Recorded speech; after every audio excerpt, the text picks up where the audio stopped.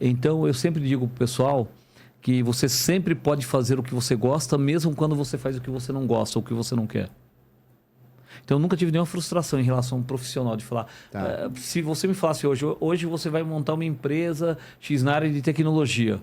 Eu ia pegar o que eu gosto naquela área e ia fazer. Então, eu acho que realmente isso dá para ser feito. Mas aquela vontade, que eu falo que é a alma de terapeuta, ela sempre falou mais alto. Tem uma curiosidade que eu falo, sempre falei muito fechado nos cursos, muito menos na internet. Nos últimos tempos tenho falado mais disso. É que, de verdade, eu falo que eu aprendi a fazer terapia em terreiro de Umbanda. Depois que eu fui aprender, depois que eu fui para a formação, para os estudos, para a parte acadêmica. De ver a forma pragmática como dentro dos terreiros de Umbanda. E aí eu deixo a juízo de cada um, quem quiser deduzir se aquilo é real ou se não é.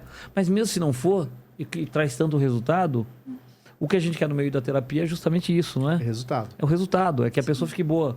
Então, se ela está usando, se é um efeito placebo, se é uma autossugestão, se é qualquer outro mecanismo que a gente não conhece ainda, para mim isso acaba se tornando irrelevante.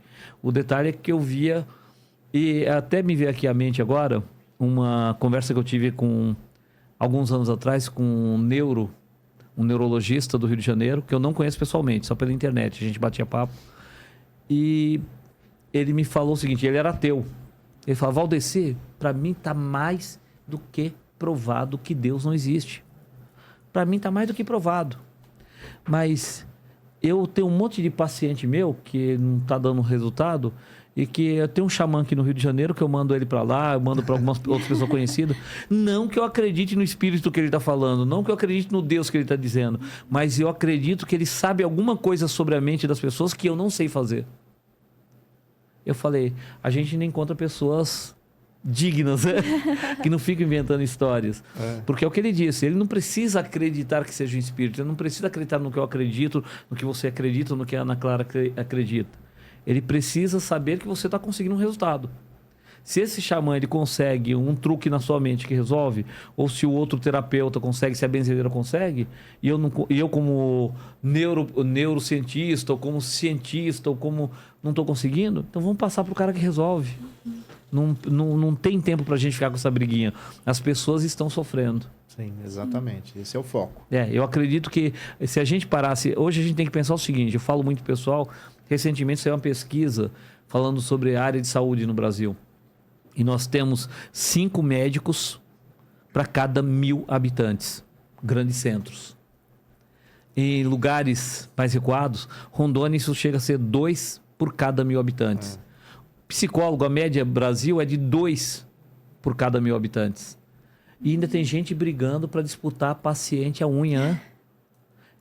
Eu conheci um psiquiatra, que também é da área espiritualista, ele tinha um centro de trabalhos com ayahuasca, em Mogi, e ele falava o seguinte, tem doente para todo mundo, tem paciente para todo mundo.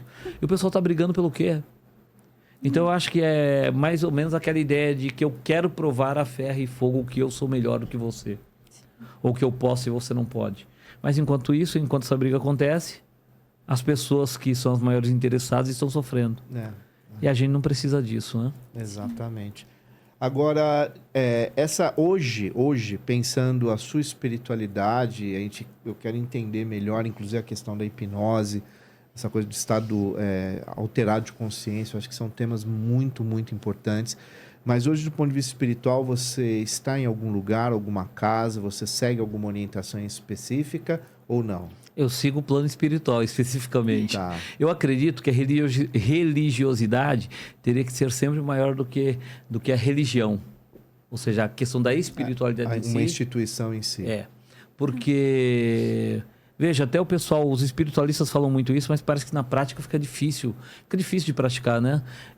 Deus não precisa de templos feitos pela mão dos homens, visto que o homem é o seu próprio templo. Não é isso que é dito sempre? Sim. E por que eu tenho que prender alguém? Eu respeito o que os outros pensam, respeito o que o outro acredita. É como se falar de iniciação. Eu tenho 40 anos de Umbanda. O que é iniciação de verdade? Se a gente for pegar na esteira do tempo isso, vou usar aqui um termo que os mentores gostam muito, a esteira do tempo, a gente vai ver que a iniciação, eles sempre dizem que o iniciado é o que conhece o início. E onde é que está o início? Eu estou repetindo aqui perguntas dos mentores, mas onde é que está o início? Dentro de cada um, dentro de cada alma. Eu tenho um amigo, Wagner Borges, da Projeção Astral, e o Wagner ele fala muito, ele vai para a origem também das palavras, ele fala que iniciação vem de inir, que quer dizer ir para dentro. Se a gente olhar em inglês também, inner é interior, que corresponde exatamente a essa mesma visão que os mentores falam. A iniciação é o ato de ir para dentro de si. Então, para que tanta iniciação? Tanto que eu tenho que responder para fulano, beltrano, ciclano, eu tenho que responder para minha consciência. Então, cada um de nós é assim. Mas eu respeito quem pensa diferente, quem quer fazer diferente, porque é o caminho de cada um. Sim. Na realidade, nós realizamos hoje, eu tenho um grupo próprio, onde nós realizamos trabalhos com ayahuasca e relacionado com a egrégora de Umbanda, principalmente, né? Tá. Mas é um trabalho destacado do que você chamaria de federações, de grupos, de agremiações. Tá. É um trabalho isolado com algumas dezenas de pessoas, né? Ah, que legal. Não pode falar. Não tem um espaço, um local. Tem um espaço onde a gente faz. Tem. Ah, que legal.